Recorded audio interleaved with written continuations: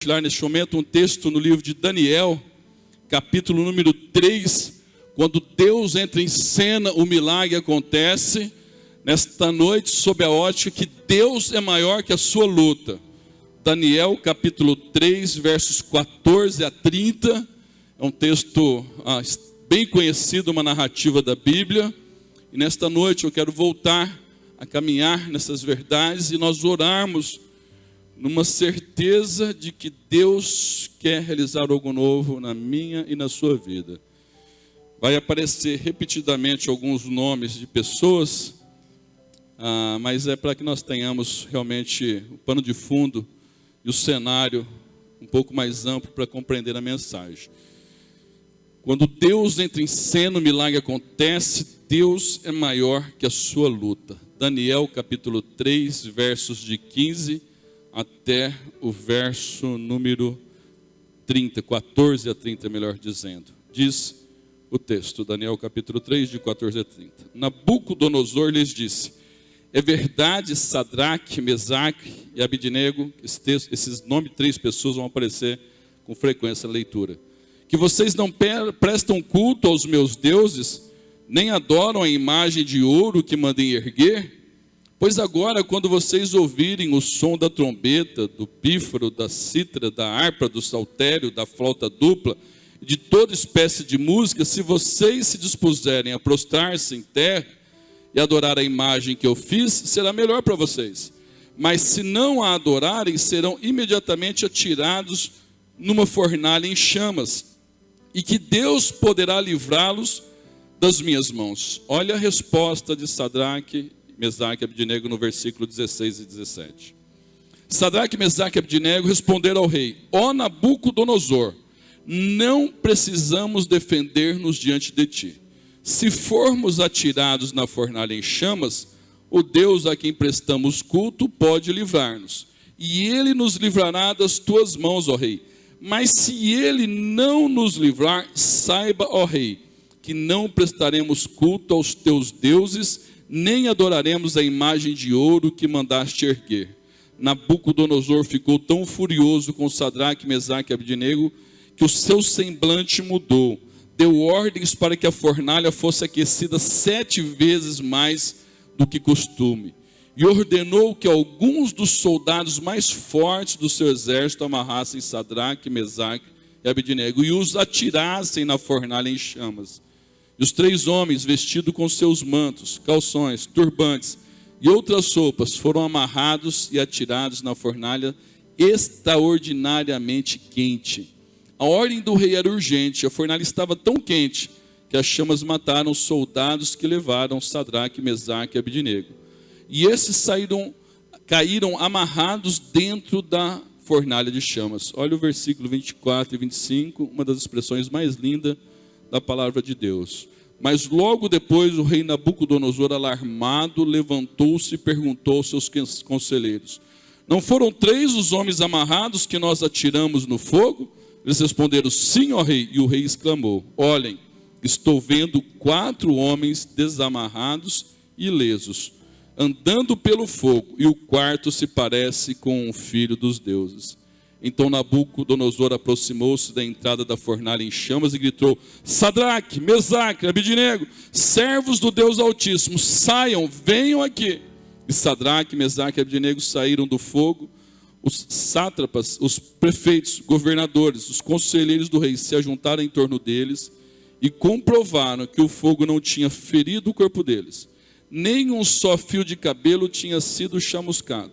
Os seus mantos não estavam queimados e não havia cheiro de fogo neles. Disse então Nabucodonosor: louvado seja o Deus de Sadraque, Mesaque e Abidnego, que enviou o seu anjo e livrou os seus servos. Eles confiaram nele e desafiaram a ordem do rei, preferindo abrir mão da sua vida, prestar culto e adorar outro Deus que não fosse o seu próprio Deus. Por isso eu decreto que todo homem de qualquer povo, nação e língua que disser alguma coisa contra o Deus de Sadraque, Mesaque e Abidnego, seja despedaçado e sua casa seja transformada em monte de entulho. Pois nenhum outro Deus é capaz de livrar alguém dessa maneira. Então o rei promoveu Sadraque, Mesaque e Abidnego na província da Babilônia. Novamente o versículo 25. E o rei exclamou: olhem, estou vendo 4 homens desamarrados e ilesos andando pelo fogo, e o quarto se parece com um filho dos deuses. Que o Espírito Santo possa revelar a palavra dele aos nossos corações. A temática, quando Deus entra em cena, o milagre acontece. Todas as vezes que Deus intervém, todas as vezes que Deus manifesta o poder, quando Deus manifesta a graça, a misericórdia dele, algo acontece.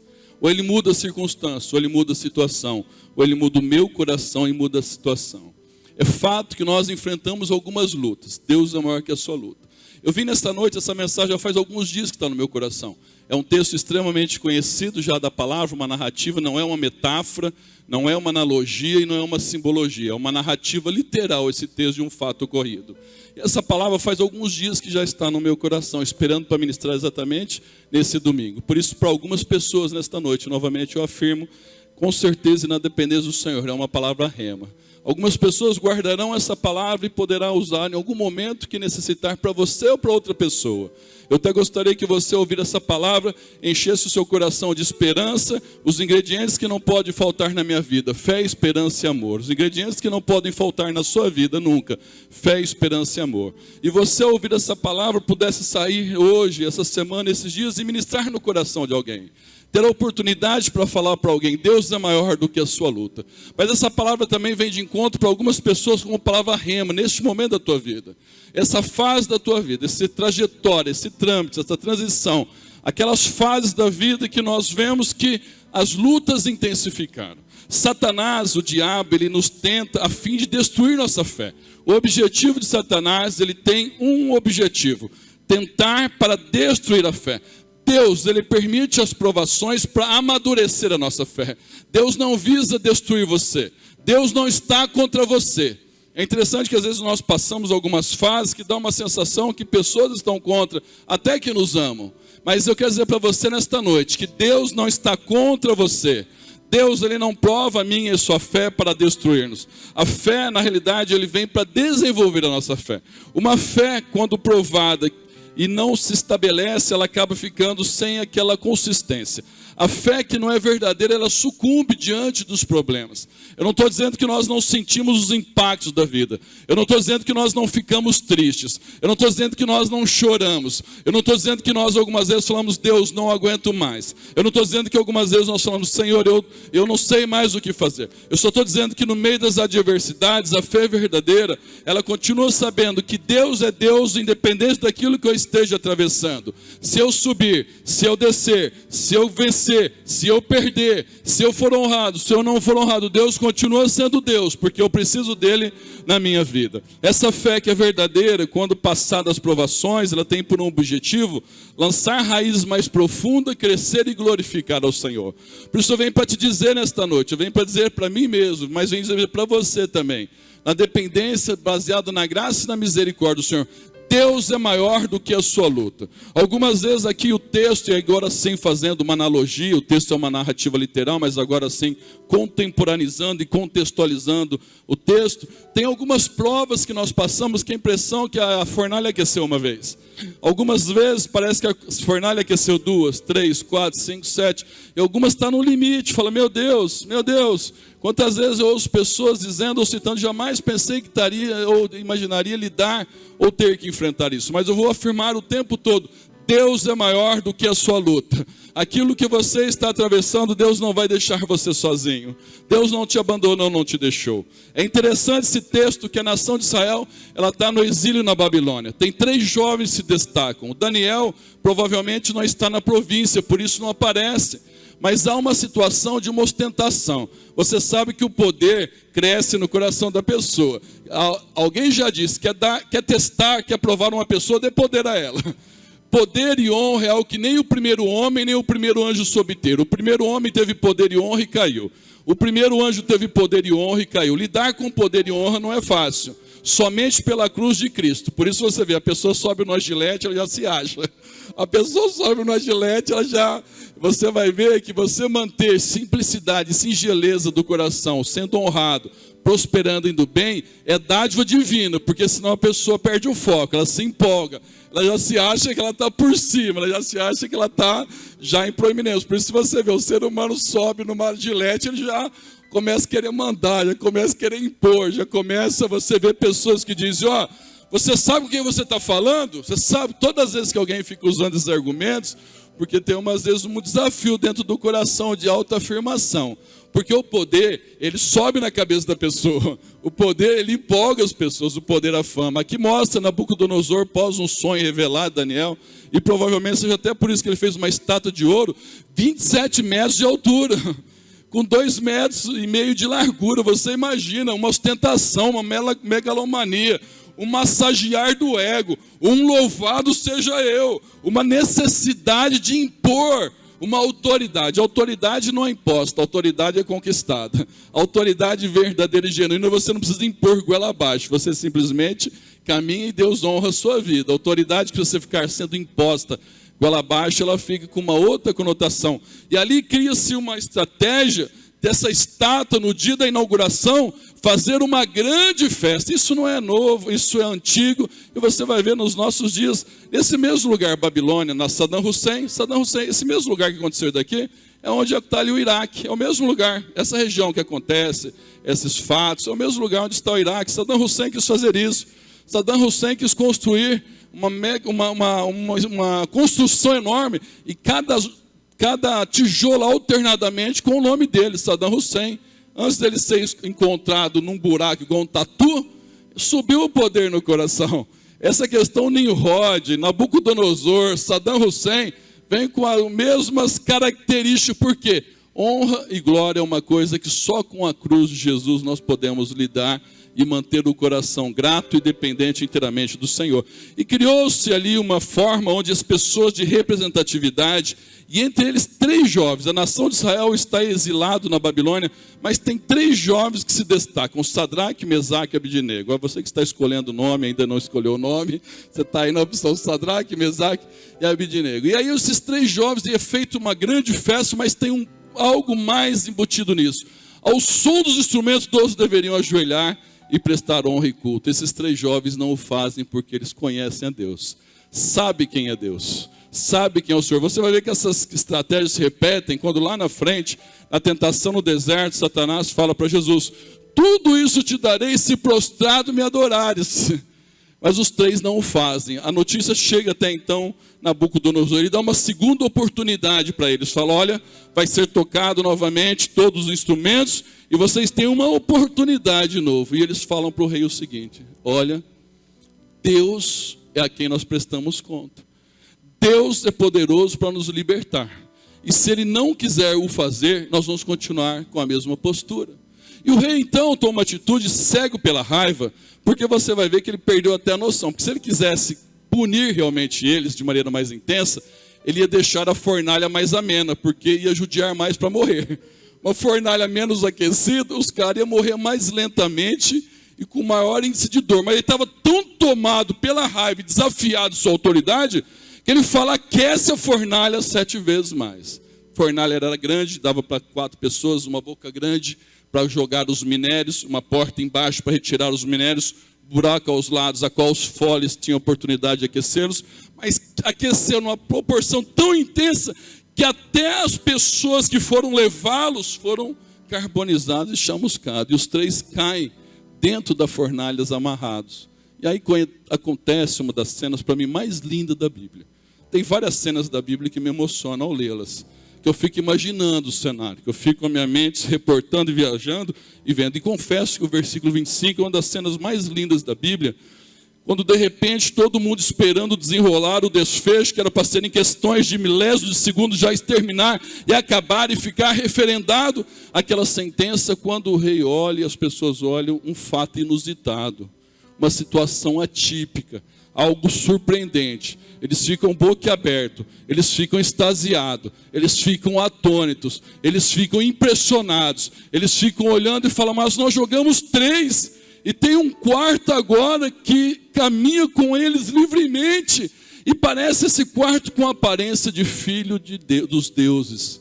E ele chega e chama eles para fora, comprovam, eles estão sem qualquer características de cheiro, até de fumaça. Interessante que você faz um churrasco, né? O pessoal faz um churrasco, quando você é um churrasqueiro, o pessoal duvida às vezes que eu faço churrasco. De vez em quando eu vou na casa dos meus pais, eu que viro churrasqueiro lá. Todo mundo acha que é balela minha, mas é o único lugar que eu exerço. Aqui na igreja é o Robson e outros que são os oficiais para isso.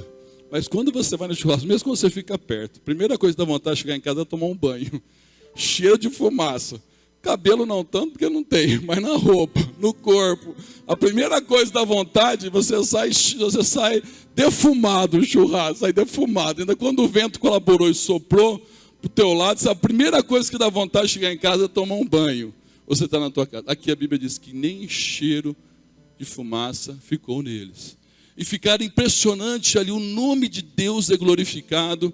Um decreto é feito que todos deveriam jamais mencionar negativamente o nome do Deus eterno, e eles são promovidos. Eu vim dizer para você nesta noite que o mesmo Deus de Sadraque, Mesaque e Abednego é o meu Deus e o Deus da tua vida. É o Deus que me ama e te ama. E tem 5 aspectos que eu quero ver rapidamente com você para nós estarmos orando nesta noite. Primeiro deles, uma fé, uma convicção. Presta atenção no que eu vou te falar, isso é tão importante nos nossos dias hoje. Uma fé é uma convicção. Deus é o Deus da minha vida, independente do resultado. Quando foi dada a ordem, a palavra deles me chama a atenção, verso 16 e 17, quando eles dizem: ó Nabucodonosor, nós não precisamos defender-nos diante de ti. Se formos atirar na fornalha, enxamos, o Deus a quem prestamos culto pode livrar-nos, e ele nos livrará da tua mão. Mas, irmãos, olha o versículo de número 18. Mas se ele não nos livrar, saiba, ó rei, que nós não prestaremos culto a outros deuses. Primeiro aspecto, fé. É uma convicção, que a minha fé é de que Deus é o Deus da minha vida, independente dos resultados. Que Deus é o Deus da minha vida, independente do que vai acontecer. Eles não adoraram a Deus porque ia dar certo, mesmo porque eles não sabiam se viria o livramento. Eu quero dizer para você nesta noite, com dependência e temor no coração, que a vida não é cheia de finais felizes. Que nem todos os finais felizes da nossa vida, todos os finais são felizes na nossa vida. O grande final, determinado por Deus, ele é feliz. O final dos finais, determinado por Deus, é feliz. Quando nós confiamos em Jesus como Senhor e Salvador da minha e da sua vida. Quando nós cremos em Jesus como Senhor e Salvador da minha vida e você da sua vida, o final, o último capítulo, o the end, o finish, quando vai subindo as letras, fechando os bastidores, encerrando a cortina, fechando as cortinas, então aquele grande final é feliz. Porque Deus enxugará de nossos olhos toda lágrima, e não haverá nem pranto, nem dor, nem clamor. Porque a Bíblia diz que todo joelho se dobrará, e toda língua confessará que Jesus Cristo é o único Senhor. E porque nós cremos que ao fechar os olhos aqui, abrimos na eternidade. Então o grande final, o final de todos os finais, então é feliz no Senhor.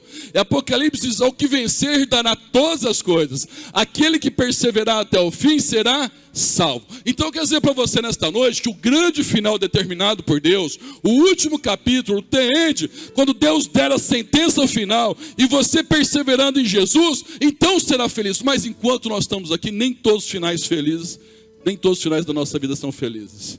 Namoros se desfazem, casamento algumas vezes não dão certo, noivados se desmoronam, empresas falem, perde-se às vezes saúde, passamos momentos de luz e adversidades. Nem todos os finais da nossa vida são felizes. A nossa vida não é um conto de fada, nem sempre aí foram felizes para todo sempre. Não é dessa maneira. O que existe é uma oportunidade de recomeçar. O que existe é uma possibilidade de novos começos e nova ação cada manhã. O que existe é isso, e uma certeza que Deus não me abandona nem te abandona. Por isso a fé cristã, ela não baseia em resultado. Se Deus corresponder à minha expectativa, então eu continuo servindo, adorando e amando Ele. Se as coisas não saírem como eu projetei e imaginei, então de repente eu já fico uma fé meio capenga. Não, Deus é o Deus da minha vida. Se eu subir, se eu descer, se eu ganhar, se eu perder, se eu sorrir, se eu chorar, Ele é o Deus da minha vida. Deus é Deus. Quando nós temos falado Deus sem eu, Ele continua sendo Deus. Agora eu sem Deus não sou nada. Deus sem mim, sem nós, sem eu, sem você, Ele continua sendo Deus. É interessante que o texto, irmãos, me chama a atenção essa convicção. Sadraque, Mesaque e Abednego, eles não posicionaram baseado no resultado. Eles basearam no que Deus representa na vida deles. Tanto é que eles falam para o rei, olha, se Deus quiser, eu vou falar no segundo aspecto, se Deus querer, Ele tem poder. Ele tem poder. Só que se Ele não livrar, nós vamos continuar adorando, porque eu amo a Jesus acima de todas as coisas. Nós precisamos, esses dias mais do que nunca, uma fé que não depende do resultado final naquele primeiro instante. Uma fé que não baseia somente em finais felizes.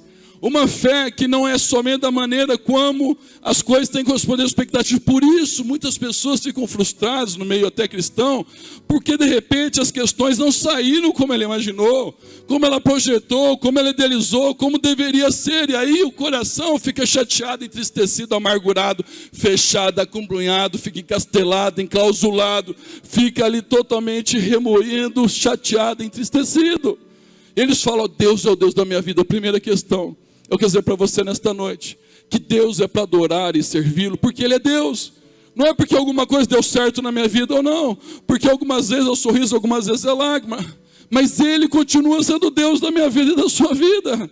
Ele é o Deus verdadeiro, único, pleno, absoluto, criador, maravilhoso, majestoso, sublime, soberano, onipotente, onipresente, onisciente, que era, que é e que há de vir. O Deus que enviou Jesus por amor a mim e por amor a você. Ele é Deus todo-poderoso, não há nenhum Deus além dele. O único Deus vivo e verdadeiro é um só Deus, um só mediador entre Deus e os homens, Jesus Cristo, o homem. Primeiro aspecto, fé. Deus é Deus na minha vida. Porque senão fica um cristianismo, final feliz, Deus é o Deus da minha vida. O final não foi feliz naquela etapa. Deus já não é mais tanto da minha vida. Resultado, correspondeu à expectativa. Deus é o Deus da minha vida. Ele não correspondeu, já não é dessa maneira. Vou dizer uma coisa para ti, como pastor e como pessoa como você. Tem muitos momentos que eu não entendo o que acontece na vida de pessoas, na minha. E tem muitas interrogações, mesmo porque Deus não é uma ciência exata que você compreende, digita no Google e vem respostas plenas. Deus é poderoso. Uma coisa eu sei, que Deus continua sendo Deus o tempo todo, e Ele é soberano sobre todas as coisas, se importa comigo, com você, me ama e te ama. Essa convicção precisa ter no coração.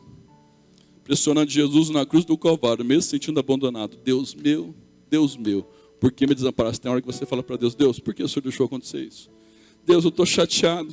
Deus, eu estou entristecido. Deus, eu estou magoado. Deus, eu estou sentindo. Deus, eu achava que devia ser diferente. Mas o Senhor continua sendo Deus da minha vida. Eu não abro mão disso. Primeira certeza, Deus é o Deus da minha vida. Segundo, agora sim a esperança. Enquanto houver um fio de esperança, eu preciso alimentá-la no coração. A segunda questão, você vai ver no versículo 16, é gerar de esperança. Se Deus quiser livrar, Ele tem poder para fazê-lo. E se não o fizer, porque tem um plano melhor e maior que eu não entendo no momento. Essa é a ideia da esperança.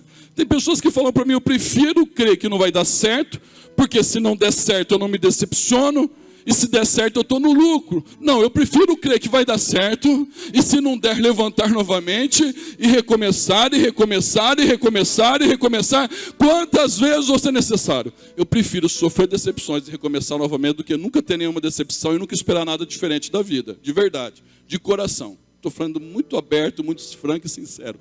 Eu prefiro sofrer decepções, mas poder recomeçar quantas vezes for necessário, do que não esperar absolutamente nada.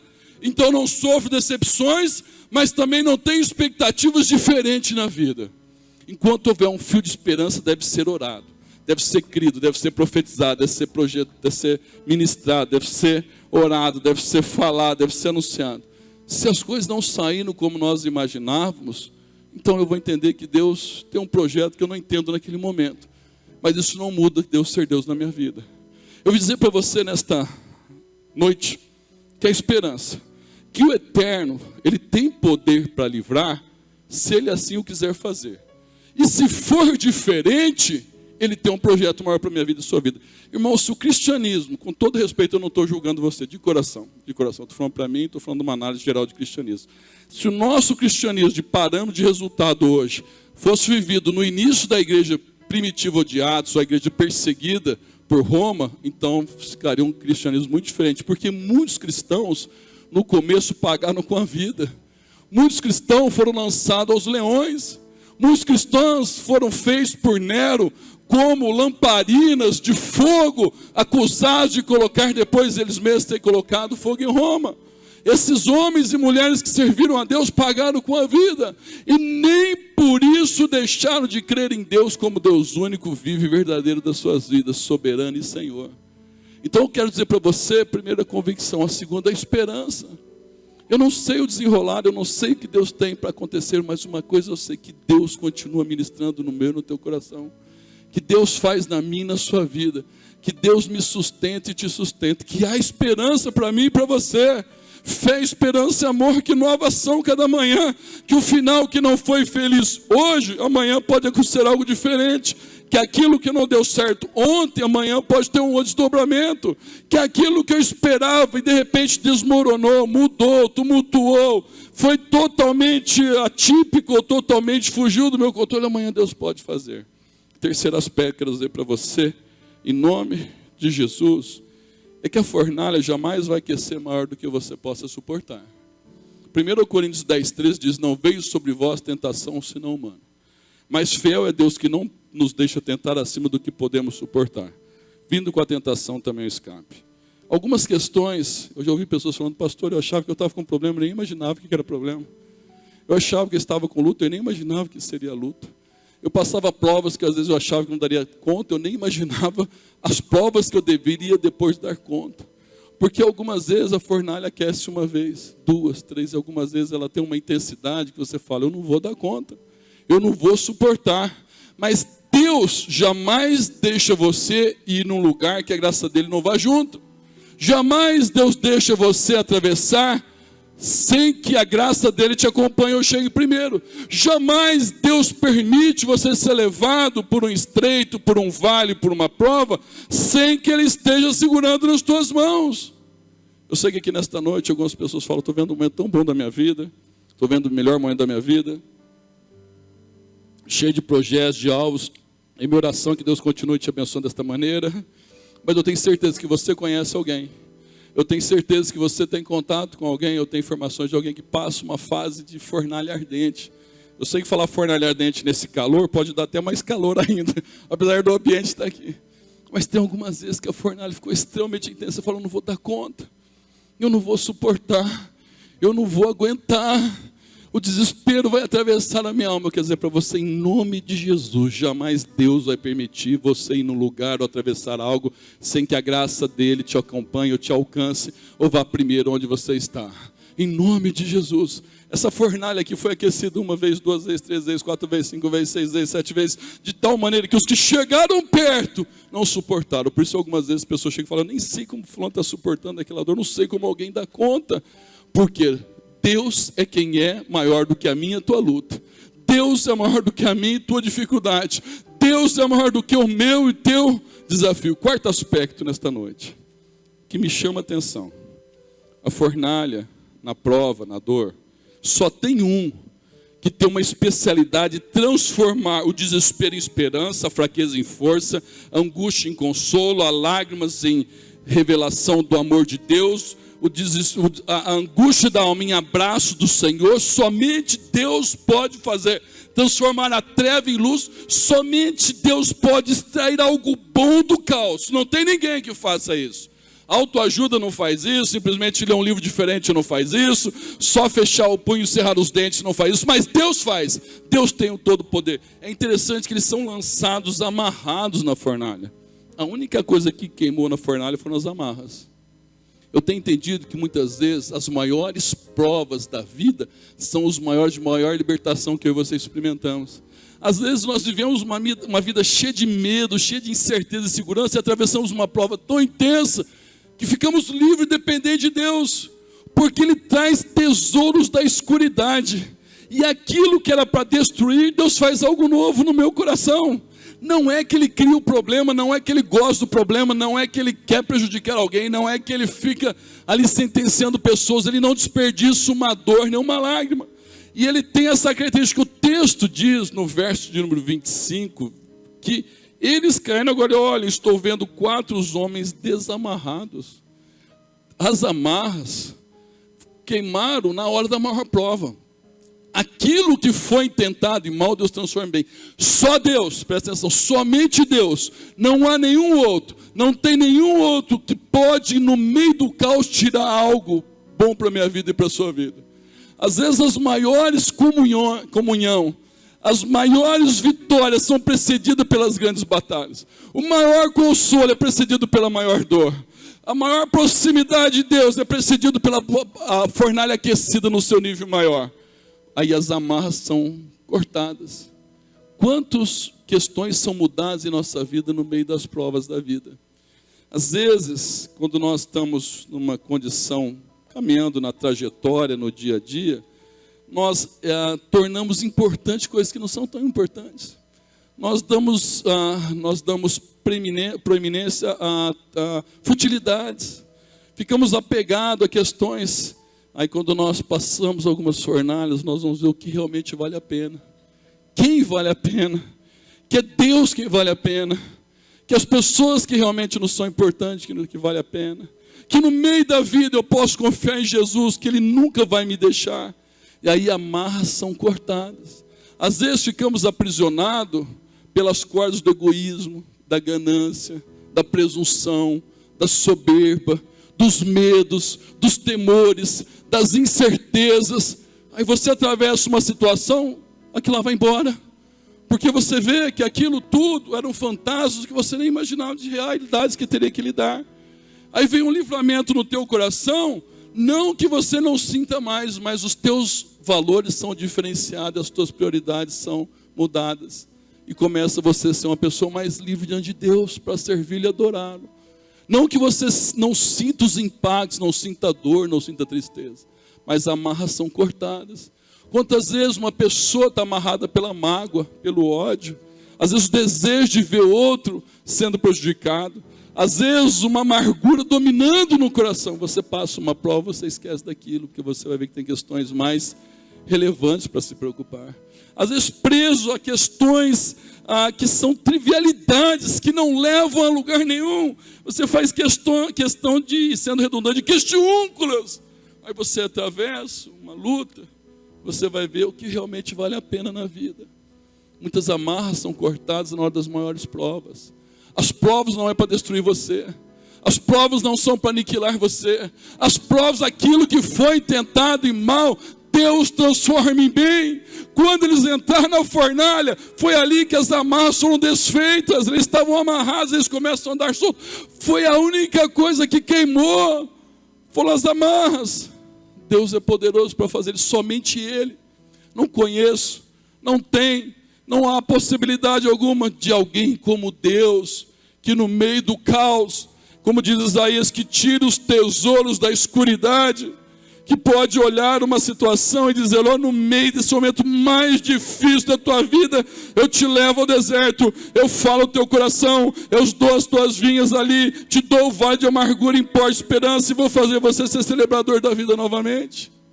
Então, esse quarto aspecto, aquilo que era para destruir, fortaleceu o coração. Aquilo que não me mata, me fortalece. Aquilo que não me mata me fortalece quando eu confio em Jesus. Aquilo que você imaginaria que não dá conta se transforma numa possibilidade, num trampolim para experimentar uma comunhão mais íntima e o cuidado e o abraço que não experimentaria em nenhum outro momento. Por último, e com certeza para mim, o aspecto mais importante nesta noite é o quarto homem na fornalha. E aqui que eu me meu sono. Entraram 3.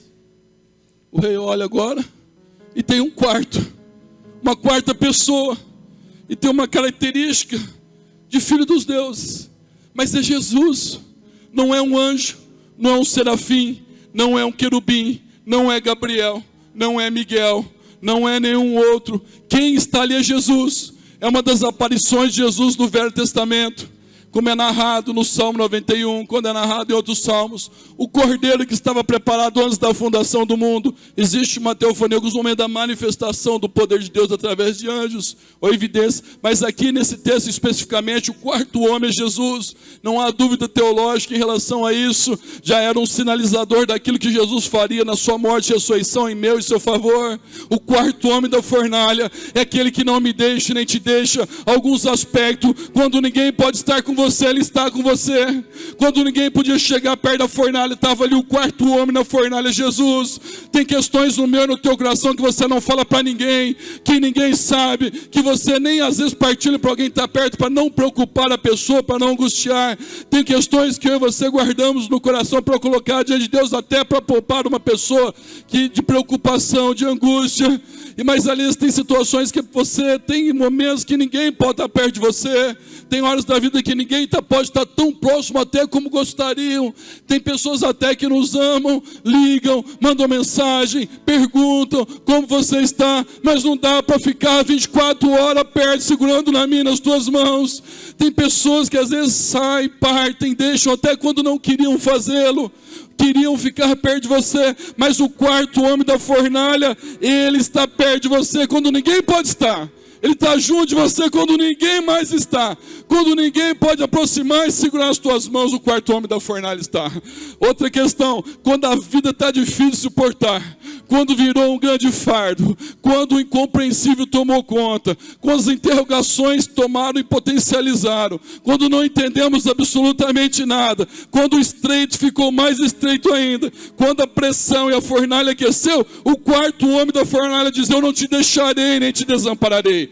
Eis que estou convosco todos os dias até a consumação do século. Quando você acha que a vida está impossível de suportar, o quarto homem da fornalha chega e diz: não temas, crê somente. Não temas porque eu sou contigo. Não te assombres que eu sou teu Deus. Eu te ajudo, te esforço, sustento com a minha mão direita. O quarto homem da fornalha, quando você acha que não vai suportar, ele vem com uma força maior sobre a tua vida. Quando você acha que não vai suportar, ele vem com uma graça sobre a tua vida. Quando você acha que não vai dar conta, ele vem e revela ao teu coração: a minha graça te basta, porque o meu poder se aperfeiçoa na sua fraqueza. O quarto homem da fornalha, quando a oposição se torna intensa, quando tudo parece querer destruir, quando o inimigo cerrou os dentes, quando você está vivendo como o salmista diz: se não for o Senhor que estivesse ao nosso lado, o inimigo teria nos dilacerado com os dentes.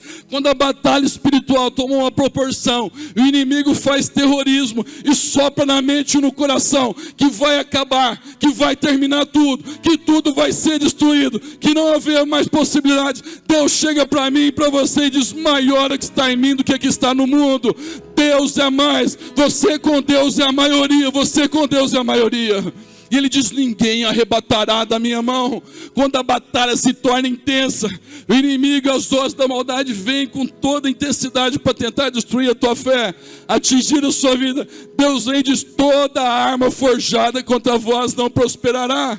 Quando o quarto homem na fornalha, quando ela aquece uma vez, e você fala: meu Deus, e duas, e três, e quatro, ele vai no limite e fala: eu estou cuidando de você, eu não vou deixar você, eu não vou abandonar você, eu não vou deixar você de lado, eu vou estar com você, vai passar, vai atravessar, vai chegar do outro lado, eu vou fazer algo novo na sua vida. Quando você não consegue e não vai agradar, presta atenção nessa última palavra que eu vou caminhar para o final. Essa palavra até abrir um parênteses aqui para caminhar um pouco mais nós orarmos. Quando eles estavam lá, irmãos, eles tinham todas as pessoas olhando para eles.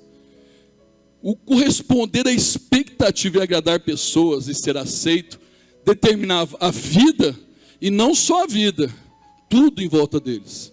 Às vezes, todos nós, em graus maiores ou menores, às vezes lutamos com uma necessidade de aceitação, de aprovação. Deus me aprovou e te aprovou em Cristo Jesus. É na pessoa de Jesus que nós somos aceitos. Eu quero dizer uma coisa para você. Você deve amar seu marido, mas Deus é mais importante que seu marido. Você deve amar sua esposa, mas Deus é mais importante que a sua esposa. Você deve amar seus filhos, mas filhos são para ser bênção. Deus é mais importante que seus filhos. Você deve amar seus pais, mas Deus é mais importante. Você deve amar o seu ministério, mas Deus é mais importante. Você deve amar aquilo que Deus colocou nas tuas mãos de vida profissional, mas Deus é mais importante. Você deve amar a igreja, mas Deus é mais importante. Em primeiro lugar, veio o Senhor em todos os aspectos. Amarás o Senhor teu Deus acima de todas as tuas coisas, todas as coisas. Com toda a tua força, toda a tua alma, todo o teu entendimento, amarás o Senhor acima de todas as coisas. Aí todas as outras coisas são importantes. A família é importante, a igreja é importante, o ministério é importante, vida profissional é importante. Mas quem eu e você não vivemos sem é Deus. Quem você não suportamos sem é Deus. E as outras situações e pessoas vão complementando e sendo importantíssimas e devem ser valorizadas em nossa vida. Mas tem momentos, você vai ver, eles estão ali, e a questão é se vai agradar o rei ou não. Se vai corresponder à expectativa do rei ou não, porque isso daria a eles preservar a vida. E não só a vida, eles tinham uma condição como exilados privilegiados. Eles estavam em posição de destaques. Eu quero dizer para você, que antes de qualquer coisa, você deve respeitar seus patrões, você deve valorizar onde você trabalha, você deve ter gratidão no teu coração, mas você deve honrar o Senhor acima de todas as coisas, e Deus vai honrar a tua vida. Primeiro vem o Senhor. Você deve amar o namorado que Deus colocou na sua vida, se for de Deus, mas primeiro vem Deus. Se você precisar negociar alguma coisa para poder ficar Deus em segundo plano, deixou de ser bênção e virou uma pedra tropeço na tua e na minha vida. Se o dinheiro ficou em segundo, Deus ficou em segundo lugar, o dinheiro ficou em primeiro, então já deixou de ser bênção na minha vida. Se o serviço, em primeiro lugar, veio, Deus ficou em segundo, já deixou de ser bênção. Se alguma pessoa ficou em primeiro lugar e Deus ficou em segundo, então já deixou de ser bênção na minha vida. Porque você vai ver que ali a necessidade é inerente do ser humano, tem necessidade de ser aceito. Então eu preciso corresponder a expectativas. Eu quero dizer que se você honrar Deus, Deus vai honrar a tua vida. O ser humano ele tem umas questões muito interessantes. A honra, ela depende da posição que você está. Não se iluda, não. Estou falando com toda questão. Você está em evidência, é honrado. Você está de evidência, as pessoas somem. Você está no momento bom, as pessoas estão ali batendo nas tuas costas. Eu não estou sendo cético nem incrédulo, não estou querendo ser uma pessoa amargurada com a vida. Eu entendi que a vida é dessa maneira, a lei da utilidade. Você é útil, tem muitas pessoas em volta. Se perder a lei da utilidade, fica realmente quem te chama de verdade. Quem te chama de verdade ama porque você é, não por aquilo que você faz. Mas a vida é dessa maneira, você está numa proeminência, você tem um cargo, você é um prefeito, você é um pastor, você é um gerente, você é um supervisor, você é alguém que deu certo na vida, você é alguém que está em evidência, você está tudo certo, as pessoas estão em volta. A hora que você sai daquela função, poucas pessoas ficam. Por isso você vê uma crise muito grande. Eu estava vendo uma reportagem numa casa de repouso, num asilo, numa casa de idosos, de artistas que saíram do cenário. A dificuldade que eles têm que cair no esquecimento. Que eles eram conhecidos aonde iam, e agora as pessoas nem conhecem a crise que tem que lidar, porque o ser humano ele é pautado nisso. Quando você está bem, é muita gente. Por isso a honra dos homens ela passa rápido, irmãos. A honra dos homens elas vão e vêm. A honra dos homens, a pessoa pode ser bonita, daqui a pouco muda o perfil. A pessoa pode ser o que for, muda. A honra que não muda é a honra que vem de Deus. Por isso, quando o Senhor falou para os discípulos, e estava falando para os fariseus, ele não estava coibindo uma questão de orar. Ele falou, quando vocês forem orar, não fique ali fazendo toda uma performance para ser visto pelos homens. Porque ele está dizendo o seguinte, se a tua intenção é essa, ao receber aplauso dos homens, você recebeu o que você precisava. Só que o aplauso dos homens passam. Os mesmos que te aplaudem, daqui a pouco podem estar te criticando. Meu amado, ninguém gosta de crítica. Eu acho que ninguém gosta de crítica. Mas a vida é composta dessa maneira. Os mesmos que gritaram para Jesus, bendito aquele que vem em nome do Senhor, daqui a pouco gritavam, crucifica, crucifica. Não era uma multidão diferente, era a mesma multidão que gritou, bendito que vem em nome do Senhor. Daqui a pouco, crucifica, a vida muda. A honra que não muda é a honra que vem de Deus. Quem vai te honrar é o Senhor. Quem valoriza a tua vida é o Senhor. Quem te coloca por cabeça e não por cauda é o Senhor. Você deve valorizar pessoas. Você deve agradecer àquele que abriu porta para a tua vida. Onde você foi colocado, você deve honrar aqueles que estão debaixo, que têm autoridade sobre a tua vida. Você valoriza e honra. Mas quem vai honrar a tua vida é o Senhor. É claro que o princípio nosso é quem honra, honra. Você valoriza pessoas mais idosas, pessoas mais experientes, pessoas que deixaram um legado. Você valoriza pais, você valoriza pessoas que foram importantes para você e deve valorizar, porque gratidão é um sentimento que só faz você ir para frente. Mas, meu amado, quem vai honrar a sua vida é o Senhor. Se você precisar ficar ali bajulando pessoas para ir para frente, esse para frente passa rápido. Quem honra a tua vida é o Senhor. Quem valoriza a tua vida e põe destaque é o Senhor. Você vai ver que eles estão diante do rei, uma expectativa. E todo mundo aguardando. Ali preservava a vida deles, condição profissional e condição financeira. Você não precisa de atalhos, puxar o tapete de ninguém. Você não precisa boicotar ninguém. Você não precisa furar o olho de ninguém. Você não precisa baixar o nível. Você não tem que entrar no jogo do inimigo para ser promovido ou conquistar uma vaga que Deus tem preparado para você. Porque senão você vai para um caminho mais longe. O que Deus quer fazer, Ele faz. Ele é poderoso para fazê-lo. Você vai ver o aspecto, caminhando para o final, que quando você não consegue agradar todo mundo, e você não vai conseguir agradar todo mundo, mas se Deus te honrar, a fé honra o Senhor e o Senhor honra a fé. Naquele momento, meu amado, eles tinham uma outra proporção. E ali eles honram ao Senhor. Eles honram ao Senhor. E Deus honra a vida deles. Terminando, aquela prova que não tem fim, na tua ótica, para Deus Ele faz o extraordinário acontecer. Rapidamente para nós orarmos e profetizar sobre a tua vida nesta noite. Primeiro, a fornalha foi o lugar onde as amarras foram desfeitas. Segundo, foram experimentaram mais da presença de Deus. Terceiro, o nome de Deus foi glorificado. Quarto, receberam uma promoção após a fornalha. Todas as vezes que vem uma grande bênção, você atravessa uma grande luta. Todas as vezes que tem algo impactante para acontecer, você atravessa uma grande adversidade, e aí Deus te dá a vitória quando você persevera. Você vai ver aqui o último versículo do capítulo 30. Então o rei promoveu. O rei os colocou em posição de destaque. 4 coisas. Amarras são queimadas. A presença de Deus é manifesta, o nome do Senhor é glorificado e as portas são abertas. Eu vim dizer para você nesta noite, em nome de Jesus, que essa fornalha, esse desafio, essa adversidade, essa dificuldade, aquilo que foi tentado em mal, Deus vai transformar em bem. Que o quarto homem da fornalha faz diferença na minha e na sua vida. Que Ele não solta nem da minha nem das suas mãos. Que Ele é o refúgio, fortaleza, o socorro bem presente na angústia. Que eleva os meus olhos para o monte onde me virá o socorro. O meu socorro vem do Senhor que fez o céu e a terra, e que Ele tem a palavra final sobre a minha e sobre a tua vida, e agindo Deus ninguém pode impedir, que a fornalha, aquilo que foi, ou pode parecer num primeiro instante o fim, Deus vai fazer um novo começo, que amarras são desfeitas, que a presença de Deus se revela de maneira como você nunca teria experimentado em outro momento, que o nome dEle é glorificado e exaltado, porque se percebe o quanto Ele tem cuidado de você, e que Ele é quem promove, e quando Deus faz, não tem quem impede, e quando Deus honra, não tem quem, pode pessoa desejar contra, torcer contra, por isso você não passa a vida provando nada para ninguém.